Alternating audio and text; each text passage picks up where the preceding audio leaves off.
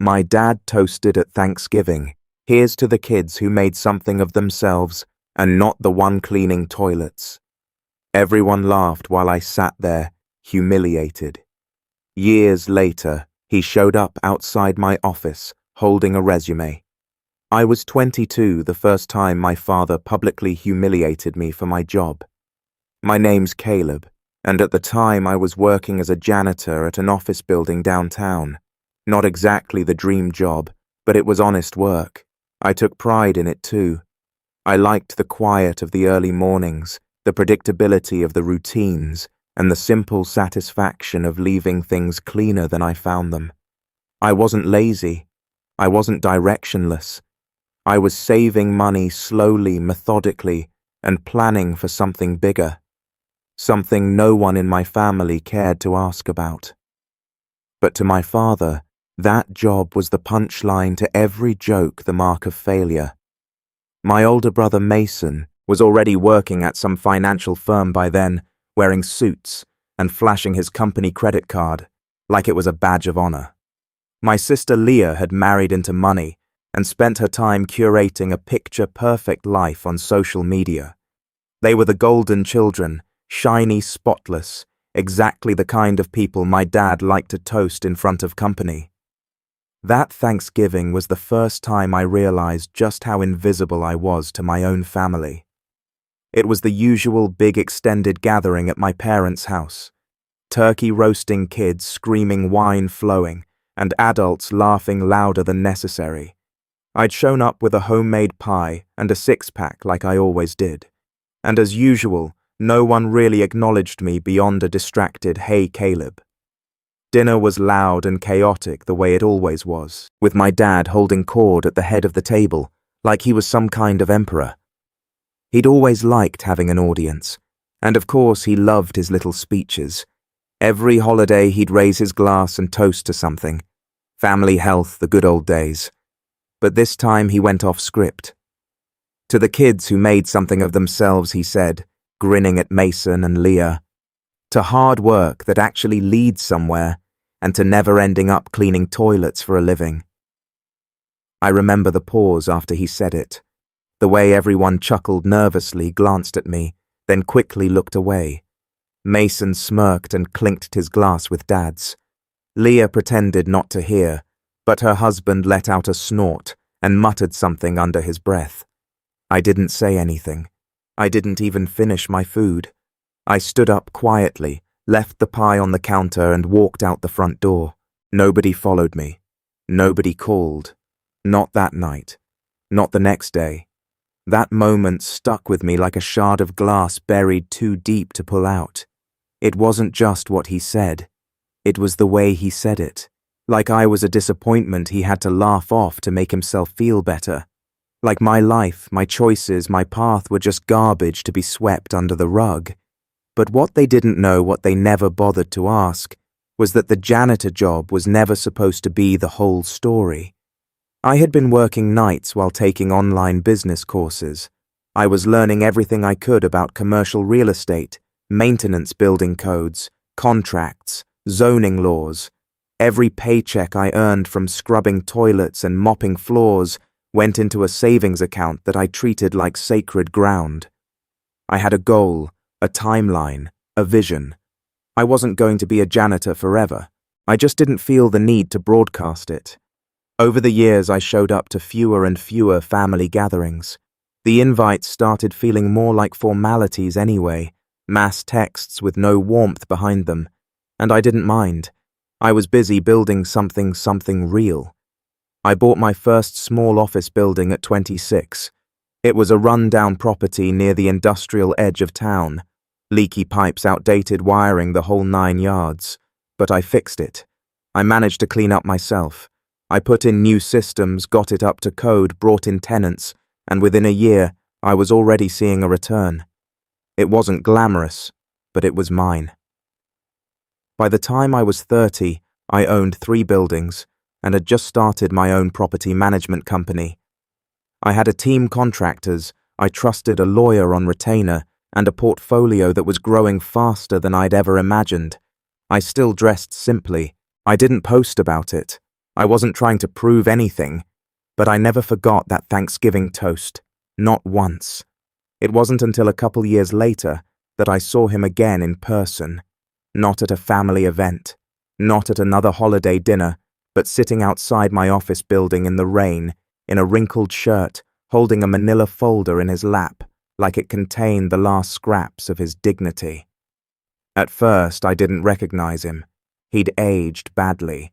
His hair was thinner, his posture hunched. The man who used to fill a room with his voice now looked small. He didn't see me approach, just kept staring at the glass doors, like he was unsure if he should even go in. When he finally did look up, our eyes met, and the look on his face. It said everything he knew. But before I say what he wanted, before I explain how it got to that point, you need to understand just how deep the rift in our family ran, how my father's ego, his pride, his need to humiliate and control tore through the years like a slow-burning fuse. Because that Thanksgiving toast was just the beginning. The real fallout started after that.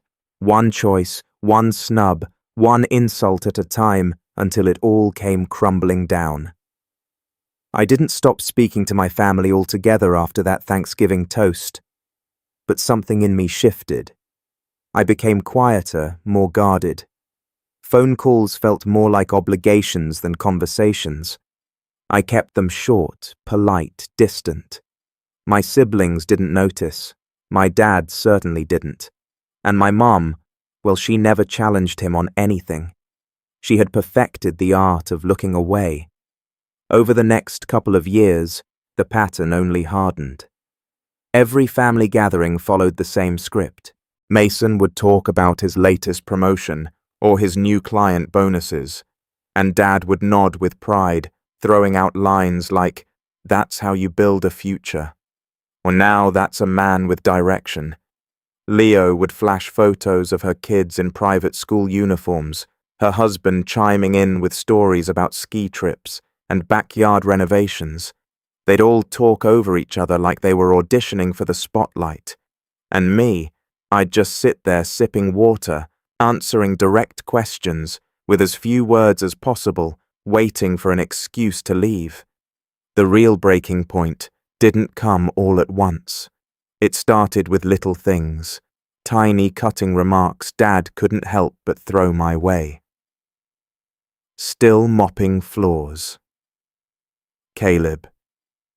You know, if you'd followed Mason's lead, you'd have a corner office by now. Don't worry, we all bloom in our own way. Some just take longer. He never asked what I was doing with my time, never asked how my buildings were doing, or how my tenants were, or how I'd gone from 1 property to 3. And I never told him. It wasn't out of pride, it was out of exhaustion. Why share with people who only hear what they want to? Mom would try to smooth things over with tight smiles and weak chuckles, offering me extra pie or asking if I needed leftovers, as if that somehow made up for being treated like the family footnote. I might have let it all slide forever. Honestly, I'd been conditioned since I was a teenager to just take the jab's nod and swallow my anger. But then came Leah's birthday dinner. She was turning 35, and her husband rented out a private dining room at one of those restaurants with more adjectives than ingredients on the menu. Everyone was dressed to impress. Leah in a gold wrap dress, Mason in a navy suit. Even Mom and Dad looked polished like they were prepping for a photo shoot. I wore a clean button-down and slacks. Nothing flashy, just enough to look respectable. I wasn't interested in pretending. I wasn't there to perform. I had barely sat down when Dad gave me the once-over and smirked. "Didn't have time to change after work?" he asked loud enough for the whole table to hear. I smiled tightly. "I don't mop floors anymore, Dad." Mason laughed into his wine. "What, you got promoted to head custodian?" I ignored it. I didn't want to give them the satisfaction.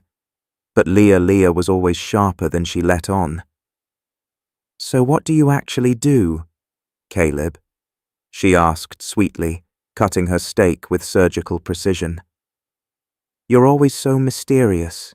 You come and go, never post anything, don't show up to half the family stuff. I shrugged. I've been busy. Doing what? Mason pressed.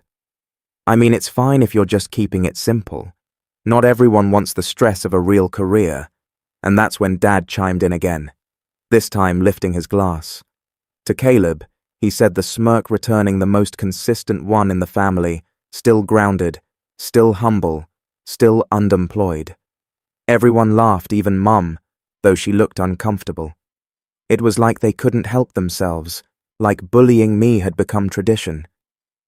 I stood up, not dramatically, just calmly. I looked at each of them in turn, and for the first time in years, I said exactly what I was thinking. You know what's funny? You all talk so much, but none of you ever ask questions you actually want answers to. That shut them up for a moment at least. I own 3 commercial properties. I continued. I managed them myself. I built a company from the ground up with no loans, no help, and no handouts. I didn't tell you because I didn't need your approval, and I sure as hell didn't want your advice. I left my napkin on the table and walked out before anyone could speak. No yelling, no dramatics, just quiet, clean detachment. For a week I didn't hear from any of them. Then I got a text from Mom. Maybe don't cause scenes at your sister's dinner. It was supposed to be a celebration. That was all she said. No apology, no acknowledgement, just another slap wrapped in fake concern. So I stopped replying, stopped showing up. I skipped the next Thanksgiving entirely, went on a weekend trip to the mountains instead. Snow, silence, peace. It was the first holiday I actually enjoyed in years, but the silence from my family didn't last. 6 months later, Mason called me out of the blue. Hey, he said, sounding unusually stiff. I was wondering if you could meet for lunch, somewhere quiet. I was suspicious immediately. Mason never wanted anything that didn't benefit him. What's going on? I asked. It's about Dad, he said. He didn't want me to say anything, but he got let go. Company restructuring. He's having trouble finding new work. I blinked. That man had been bragging about his job security since I was a kid. So I said, he's struggling, man. Mom's worried. He's not talking to anyone. Just sits around the house all day. He's applied to places, but no bites. It's been months. I could hear the hesitation in Mason's voice, the careful way he was building up to something. He saw your name on a building downtown. He finally said, one of your tenants mentioned you in passing. He was surprised. And then he asked me if I thought you were hiring. I said nothing. Look, Mason said, I'm not saying you owe him anything, but maybe just talk to him, even if it's not a job. Maybe a reference or something. He's proud, okay. But he's scared too. I've never seen him like this. I agreed to meet, not because I felt obligated, but because I wanted to look the man in the eye and see if he'd say it, to see if he could swallow even a fraction of his pride. That's how we ended up back at the start of this story. My father sitting outside my office building in the rain, holding a folder full of resumes for jobs he never thought he'd need. But before I tell you what happened when I let him in, what he said, and how I responded, you need to know what came before that. Because right after I walked out of Leah's birthday dinner, the real betrayal hadn't even happened yet. That came 2 weeks later when I got a call from my property manager about a maintenance issue at my newest building. An issue that didn't make sense. A leaky pipe, a busted lock, a broken HVAC unit all in 1 week. Things that had just been inspected, things that shouldn't have failed, and then a call from my bank asking if I'd authorized a series of refund requests and cancelled payments from one of my business accounts. I hadn't, which led me to check the internal admin software we used for building operations, which led me to see who had logged in remotely, which led me to one very unexpected email address, an old family email address, one Dad used to have when he helped Mason set up a small investment site years ago. Somehow, some way, he had gotten into my business systems accessed enough to sabotage the operations. And when I traced the IP, there was no mistake. It came from my parents' house. And that's when the story really changed. I didn't sleep the night I confirmed the sabotage came from my parents' house. I just sat there in the dark staring at my laptop, the pale glow of the screen painting the walls with a cold, sterile light. The email address, the IP trace, the system logs. It was all right there. My father had not only disrespected me for years, not only belittled every choice I'd made, but now he'd actively tried to ruin what I built. At first, I didn't want to believe it. I went back and forth with myself. Maybe it was a mistake. Maybe it was Mason. Maybe the IP was spoofed. Maybe someone else used the network. I was grasping at anything that would let me avoid the truth. But deep down I knew it made too much sense. The timing, the precision, the way everything had hit at once like dominoes falling. My father didn't understand much about modern systems, but he wasn't dumb. He was a man who'd once managed an entire department, ran audits, handled accounts. He knew how to mess with logistics. He just never used that knowledge against me before until now. I tried to confront it rationally. I took screenshots. I documented the timestamps. I pulled security camera footage from the offices to show who hadn't been there when the maintenance requests were logged or accounts accessed. I built a quiet case, not for a lawsuit, at least not yet, but for myself to confirm that I wasn't imagining things, that the betrayal was real, but even knowing the facts didn't make it hurt less. I was hollow for weeks, went through the motions, nodded through meetings, signed papers without reading them twice. My assistant Leia noticed first. She kept asking if I was okay, offering to take things off my plate, but I just told her I was tired. She didn't press. She was good like that. Knew how to give space without leaving me alone. The real blow didn't come from the sabotage itself. It came when I finally drove to my parents' house and walked in unannounced. Mom was in the kitchen frosting cupcakes like it was any other Tuesday. She blinked at me surprised, but smiled. "Caleb, sweetie, you didn't say you were stopping by. Want coffee?" "Where's Dad?" I asked flatly. Her smile faded. "He's in the garage." What? I didn't answer. I just walked past her through the living room, past the old pictures of Mason's graduation and Leah's wedding. There were no pictures of me on the walls. When I opened the garage door, he was sitting at the workbench, sorting through a box of old tools, like he was waiting for someone to need him. He looked up startled, and his face stiffened.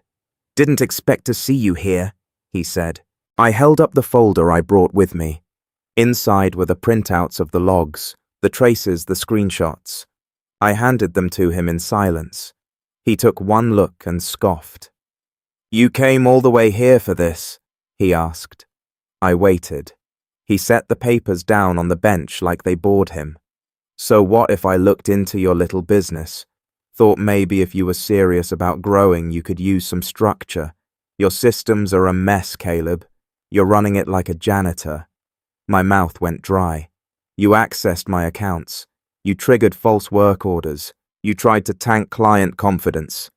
He shrugged. "I was testing your setup. You're the one who's always so sensitive." I stared at him, disbelief flooding every cell in my body. "You really think this is your version of help? I think you've spent too long thinking small.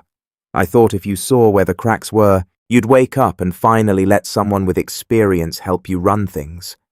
I laughed, not because it was funny, but because it was so insane, so self-righteous. That laughter was the only thing between me and screaming. "You didn't help. You sabotaged. You humiliated me in front of the family, and now you break into my systems, and you call it help. I build a career from scratch, Caleb," he snapped. "I know how to run an operation. You just lucked into some property and suddenly think you're a mogul." "Lucked into," I whispered. He stood up, towering over the bench now, his eyes flashing. "You're not special, son. You're just bitter because your brother passed you by. You always have been." I didn't respond. I didn't argue. I just turned around, walked out of the house, got in my car, and drove away. That was the last time I spoke to my father face to face for almost 2 years. I wish I could say I bounced back quickly, that I channeled my rage into fuel and built an empire. But that's not what happened. For the first time since I was 17, I seriously considered quitting selling the buildings, walking away, finding something quieter, smaller, something that wouldn't make me a target in my own family, something that wouldn't make me question every choice I'd ever made. But I didn't, because 2 weeks after that confrontation, one of my longest tenure tenants, a pediatric clinic, called me personally. The HVAC unit, we thought had been wrecked by the sabotage I'd paid to replace it quickly. No drama, no delays, just did the job. And the clinic director wanted me to know how much she appreciated it. "You're one of the best building owners we've worked with," she told me. The last guy ignored everything. You're always present. You care." And something about that stuck with me. I cared even when no one else did. Even when my family mocked me, ignored me, tried to tear me down, I cared about my work, about my tenants, about the spaces I was building and maintaining. That meant something. I poured myself into the business, not with anger, with intention. I upgraded security systems, hired an IT consultant to review every vulnerability. I rebuilt the back end with layered permissions and 2-factor authentication, updated the tenant portal, and created new SOPs for maintenance teams. I cleaned house top to bottom. Then I expanded, bought a 4th property, then a 5th, opened a co-working space in an abandoned mid-rise, hired a small team of local contractors full-time, gave them benefits, holiday pay, and real respect, something most landlords never even considered. I didn't just want to grow. I wanted to build something that didn't rely on smoke and mirrors, something real. I started mentoring a few young people too. Mostly folks like me who work night shifts and save pennies trying to figure out how to climb. I didn't broadcast it, but I made space for them. Answered emails, took calls, showed them what I'd learned the hard way, and slowly, quietly, the weight started to lift. I stopped checking my family's social media, stopped comparing my milestones to Mason's vacations or Leah's curated perfect life. I unfollowed them, muted the group chats, and carved out a life that made sense to me. The buildings became more than just real estate. They became symbols of what I'd survived, what I'd outgrown, and every lease signed, every tenant retained, every system improved. It all felt like reclaiming a little more of myself. But the past has a way of circling back, and 2 winters later, it did. That morning, I came in early. The sky was grey, soft flurries falling outside the large glass windows of the downtown office building I'd bought 6 months earlier. The coffee machine sputtered to life in the break room. I was reviewing new leasing agreements when Leah poked her head in. "Hey," she said, hesitant. "There's someone outside. Said he's here about a job." I looked up, confused. "A walk-in." She nodded. "But Caleb, it's your father." I froze. Then stood, walked to the lobby windows, and there he was. Same man, same cold smirk softened by years of wear, holding a folder, standing in the snow like he didn't have anywhere else to go. He'd returned. But this time he wasn't there to gloat. He was there to ask for something, and I hadn't yet decided if I was going to give it to him. I didn't go out to greet him right away. Instead, I stood there behind the tinted glass, arms crossed, watching my father shift his weight from one foot to the other as snow began to collect on his shoulders. He looked smaller somehow, like someone had let the air out of him, not just older, diminished. The confident, commanding man who used to toast over turkey and belittle me with a smile was now just cold, waiting, hoping. And yet I felt nothing. No satisfaction, no anger, No urge to gloat, just a strange, heavy stillness, like the silence before a storm you already know is coming. I turned to Leia. Don't let him in yet. Her eyes widened. Are you sure? Yeah. Let him wait a bit. She gave a slow nod and walked off, heels clicking softly on the polished floor. I went back to my office, closed the door, sat behind my desk, and let my mind work. I thought about everything that had led to this moment. The years of snide remarks, the public humiliation, the sabotage he tried to frame as help. And now here he was, jobless, desperate, standing outside the building I owned, looking for a way back into something he had no hand in building. The irony was almost too perfect. But I wasn't interested in petty revenge. Not anymore. I wanted something that would last, a message he couldn't ignore, a lesson he couldn't twist into pride. So I started planning. The first thing I did was pull up the folder I kept labeled contingencies. It was where I stored documentation of the sabotage. Everything I'd quietly gathered and filed away after our last encounter. Back then I didn't know if I'd ever need it, but something in me couldn't let it go. And now it felt like a loaded chamber waiting for a trigger. I printed a few choice pages. P-logs, system access timestamps.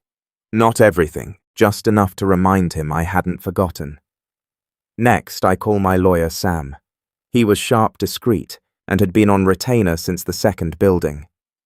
Hey, I said, hypothetical question for you. Let's say someone with a history of hostility towards you showed up looking for work. Someone who had previously accessed your business systems without permission. Could you legally hire them and also use that contact to secure protections in case they ever tried something again? There was a pause. Hypothetically, Sam asked. Hypothetically, you could, but you'd want an airtight contract. Boundaries, ND. A limited access monitoring. Might even be worth it to create a role just for that. Nothing essential but enough to keep them close. I nodded, even though he couldn't see me. Got it. Thanks, Sam. Caleb, he added, voice low. You sure about this? No, but I'm not planning to offer him a job. I'm planning to offer him a mirror. After the call, I reached out to Leia. Bring him in. She hesitated. Want me to sit in? No, this one's mine. I stood as the door opened, and my father stepped inside. He looked around, taking in the office, the dark wood paneling, the subtle modern furniture, the framed certificate on the wall, my LLC's registration. He lingered on it a moment longer than necessary. Then our eyes met. Caleb, he said, voice scratchy. Thanks for seeing me. I gestured to the chair across from me. Sit, he did. There was a long pause, heavy with everything unspoken. He cleared his throat. I know this is unexpected, but I figured I'd try. Things have been hard lately. I said nothing. I know I haven't always been the most supportive, but I'm looking for something stable now. Thought maybe if you had something. I let the silence stretch until it bordered on cruelty. Then I opened the folder and slid it across the desk. He looked at it, then back at me. I remember this, he said softly. So you kept it? I nodded. I keep a lot of things. He didn't open it, just rested his hands on top. I was wrong, he admitted, about a lot. I wanted to believe you were still figuring things out, that I still had time to teach you something. But I see now you built this without me. You don't need my help. No, I said calmly. I don't. He swallowed hard. But you came here anyway. He nodded. I don't have anything open that fits your background, I continued. And frankly, you're a liability. I can't risk another breach. His face tightened. But I said I can offer you something. His eyes lifted. I have a new division. Property inspections. Nothing glamorous, just routine checks. Plumbing. HVAC, structural walkthroughs, fieldwork, clipboards, reports, entry-level stuff, contract only, no admin access, no systems, no keys. His face fell just slightly. Sound beneath you. He shook his head slowly. No, not anymore. I leaned forward. If I bring you on, it's with full monitoring, weekly check-ins, random reviews, any deviation from the route, any missed appointment, and you're out. He nodded again, smaller this time. And you sign a statement acknowledging your past interference and agreeing to cease all access attempts or communications related to my internal systems permanently. I pulled out the pre-drafted agreement from Sam and slid it over. He took it, read a few lines, then looked up. You already had this ready. I knew you'd come eventually, I said. I just didn't know when. He looked down again, then signed. When he handed it back, I didn't smile, didn't shake his hand. I simply stood. Allah will give you your schedule. You start Monday. He rose too. I searching mine for something. Gratitude. Maybe forgiveness. But I wasn't offering that. Not yet. As he turned to leave, I added one more thing. He looked back. This doesn't change the past. You may be working under me now, but don't mistake that for acceptance. He nodded slowly, then walked out. I sat back down, heart pounding, not with anger, but with a strange calm clarity. This wasn't revenge. This was reclamation. But it wasn't over yet, because I wasn't just planning to keep him close. I was going to show him day by day, building by building, exactly what I had built, what he dismissed, what he tried to break, and what could never be taken from me again. I didn't want an apology. I wanted him to see the truth and live with it every single day. He showed up on time that first Monday. Grey jacket, stiff posture, the folder I'd given him tucked under his arm like a schoolboy's homework. Leia handed him the checklist, explained the system, showed him how to scan QR codes posted in each mechanical room and maintenance corridor to verify that he'd completed his inspections. He didn't say much that day, just nodded, listened, wrote everything down. It was strange seeing him like that, subdued, compliant, quiet. Not once did he comment on the office layout. Not once did he suggest improvements. The man who once dominated every room with his presence now barely made a sound. But I knew him too well. That silence wasn't humility. It was shame, and the real revenge that came slowly. Every building he was assigned to, every clipboard he carried, was a reminder that he didn't own the empire. He was a part-time field tech on a probationary contract. He was no longer the voice at the head of the table. He was the man who reported to his son. The man who once made a Thanksgiving toast mocking janitors was now, by every stretch of the imagination, doing janitor-level work, and under strict surveillance at that. The system I put in place didn't leave room for excuses. Every entry point had a camera. Every QR scan recorded a timestamp. Every tenant could leave feedback. And I made sure his schedule included the very building he once drove past and mocked me for that dump downtown. He used to call it. The one I had flipped into a co-working hub now full of freelancers, startups, and 2 local newsrooms. A building where once a week he now had to check the boiler room wipe dust off the ceiling grates and log airflow reports. I never humiliated him in public. I never raised my voice. I didn't have to. I let the silence speak. I let routine be the punishment, the new normal. But the real fallout, the one that cracked his pride into pieces, came from the rest of the family. Because I didn't just stop at hiring him. I updated my will. I made a donation to the private school Leah's kids attended under my company's name, and I offered Mason's firm a property management contract for one of my satellite buildings on the outskirts of town. When the paperwork came in, he read the owner's name and called me immediately. "Wait, you own this place?" he asked. "Since last quarter," I replied. He paused. Why offer me the contract? Because I believe in giving people opportunities, I said with a calm he couldn't argue with. You're trying to make a point. No. I said you made the point for me years ago. I'm just letting it echo. He didn't respond after that. But over the next few months, words spread quietly, subtly. The family group chats got quieter. The holidays became more awkward. Nobody toasted anything anymore. And at the next Thanksgiving, for the first time in over a decade, I hosted dinner. Not because I missed the noise or the rituals or the empty compliments, but because I wanted to change the story. The table was long set with dark green napkins and gold-accented plates. Leia helped organize the caterer. A few of my close friends came along with their families. Mason showed up alone.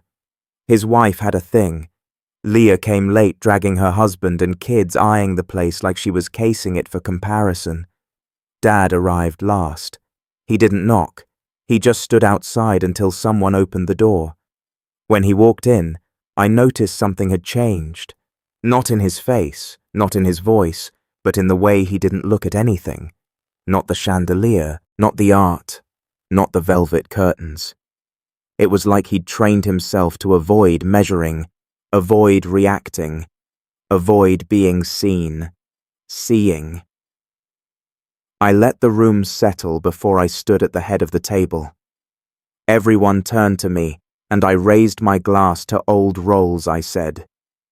The ones we outgrow. A few chuckled. Some looked uncomfortable. Dad said nothing. I continued. To new beginnings, earned not handed. Leah looked down at her plate. Mason cleared his throat. To the people who build quietly, I added. To the ones who were underestimated, dismissed, ignored. Now the silence was thick, and to the ones who learned sometimes too late who the real builders were all along. I clinked my glass gently against the one in front of me, then took a sip. Nobody said a word. After dinner, while the others made polite conversation or hovered around the dessert table, Dad stepped out onto the back patio. I followed. He didn't look at me. I don't know what you want from me, he said quietly. I come to work. I don't complain. I stay out of your way. I don't want anything, I replied. Not from you. He looked down at his hands. They were shaking slightly. I'd never seen them do that before. I'm sorry, he said. Not loud, not rehearsed, not even fully formed, but it was real. And I nodded. Okay.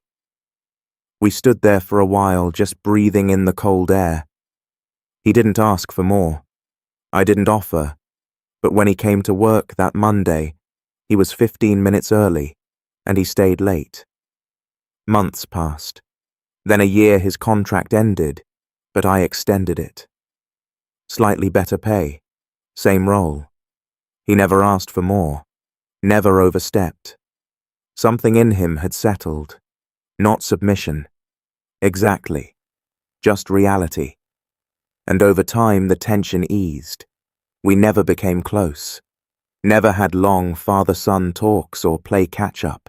But one day, I saw him pause in the lobby of one of my buildings, look up at the company logo on the wall, and nod to himself. It was barely a gesture, but it was enough. He knew. And the final piece of revenge was that I no longer needed it. The power he held over me for decades, his approval, his recognition, his validation, was gone. I had taken it back not by force, but by becoming undeniable. My revenge wasn't in making him suffer, it was in making him see. And he did every single day until the end. And the last words he ever spoke to me were these. You built something I couldn't even imagine.